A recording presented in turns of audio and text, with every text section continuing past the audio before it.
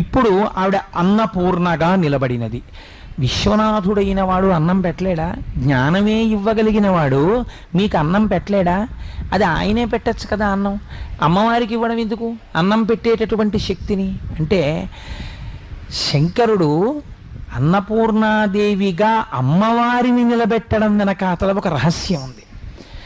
తండ్రి బిడ్డడి యొక్క ఆకలిని తెలుసుకోవచ్చు, తెలుసుకోకపోవచ్చు. ఎందుకనంటే ఇది సృష్టిలో మీకు అందరికీ తెలుసున్న రహస్యమే. తండ్రి సాధారణంగా ఏదో పనిలో ఉంటాడు, ఎవరో ఇంటికి వస్తారు, వాళ్ళతో ఏదో మాట్లాడుతుంటాడు, వాళ్ళు వెళ్ళిపోతారు, ఇంకోళ్ళు వస్తారు, వాళ్ళు వెళ్ళిపోతారు, ఇంకోళ్ళు వస్తారు, మాట్లాడుతుంటాడు. 9 అయిపోతుంది, 9:15 అయిపోతుంది. అమ్మా ఆకలేసేస్తోందమ్మా, ఆకలేసేస్తోందమ్మా అంటాడు పిల్లాడు. అమ్మకి తెలుసు. ఆవిడ నిశ్శబ్దంగా లోపలికి వెళ్ళి నువ్వు తినేసేయని గబగబా కంచంలో పెట్టి పిల్లాడికి పెట్టేస్తుంది. అదే తండ్రిని నమ్ముకున్నాడు అనుకోండి, వాడికి రాత్రి 10 అయినా అన్నం ఉండదు. ఎందుకని నేను ఒక యథార్థాన్ని